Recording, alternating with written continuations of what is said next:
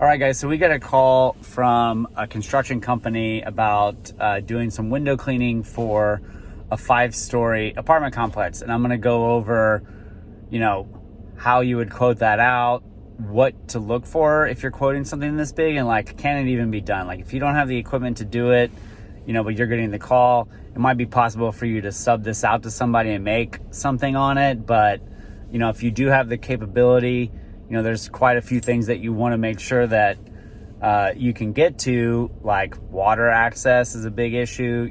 Are they wanting you to clean all the windows that are on the balconies? If so, then you need a huge ladder to be able to climb up, because you're not going to be able to go through the front door of the apartment complex, because all the tenants are going to be there. You got to send out notifications.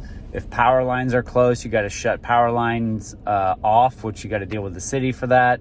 If they have screens on all the windows, do they want the screens removed? And if they do, your cost is going to go up quite a lot if they're wanting you to remove the screens and put them back on.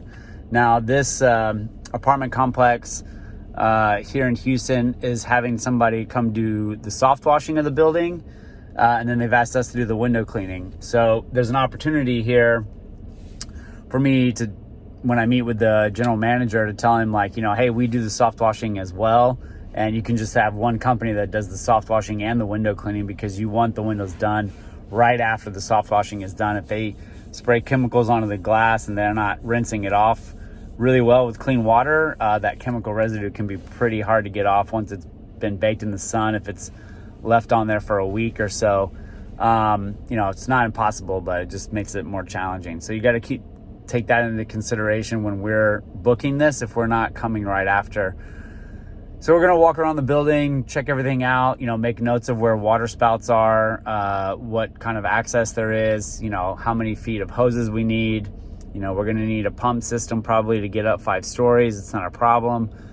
I doubt that we'll be going from the roof.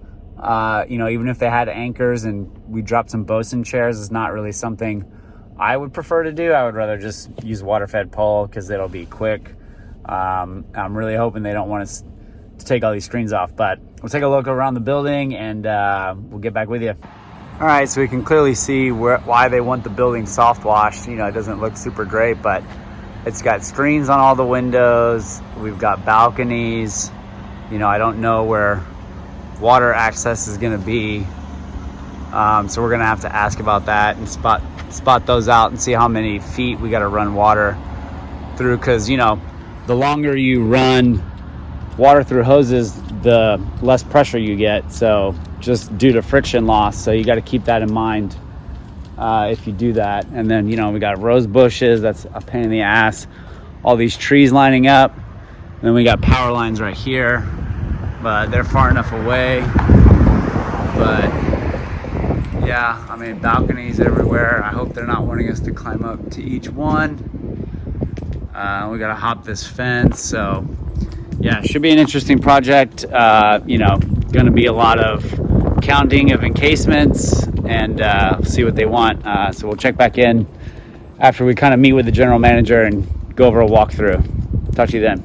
Okay, so I just got done meeting with the general manager and going over exactly what they are wanting for the job, set expectations, all that kind of stuff, what exactly he needs me to quote. Found all the water spouts, went over, stuff with him. We're not going to be doing the balconies. I made this suggestion, if you want us to climb up on the balcony, technically that's a resident's responsibility, and not a lot of residents want strange people climbing up onto their balcony when they're on the 4th floor. So, he was like, oh yeah, that's a good point.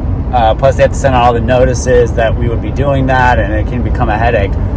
The other issue with that building is the screens actually come off from the inside. They have the security tabs, and then the frame of the window covers the frame of the screen. So we can't remove the screens to clean the glass behind it. And he asked us if we could just spray it. I told him that that's possible, but the result is not going to be the same because we can't actually scrub it.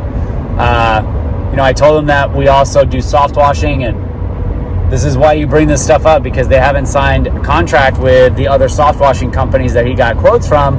So he was like, oh, it would be great to just have one company to deal with instead of two separate companies. This is why offering other services, or, if you only do pressure washing, have a buddy or somebody that that you can sub window cleaning out to, so you can make it under one bill. It makes it a lot simpler for these type of contracts for them to just deal with one company, one invoice. That's it. So we're now going to provide a quote for that. And one thing I thought that was pretty interesting was he said that the other two companies that quoted him said that the stuff that they use would not leave spots on the window. Now I do know that if you're pressure washing or soft washing a building or a house, and you're using SH or surfactant and stuff, like, you can rinse the windows really well, and if you have a good surfactant, it may not leave a lot of water spots. It may even clean them up a little bit, but it's not going to really get them clean and like completely streak free. And then on top of that, if you're just rinsing with clean water, the water that's coming out of the water spout has a lot of minerals in it, and it's not pure water, so it's definitely going to leave spots. So unless you are soft washing houses and then you have like a DI cart that you're like going over the windows with to do a spot free rinse, it's going to leave spots. So that's also kind of a selling tactic that we go over when we approach jobs like this, because ultimately what people are paying for is advice. They're paying you for your knowledge and your advice and what you can deliver for them, and obviously they want the best results, typically for the cheapest price, but you don't always have to be the cheapest if you have the best advice and the best arguments to whatever their objections are.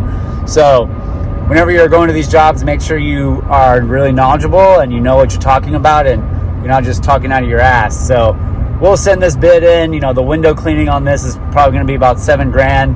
And then the soft washing will need a lift. So, that'll be a pass-through cost. So I got to get pricing on that. Luckily, there's no power lines that are super close, so we don't got to shut down power. They're over 50 feet, so we're good there.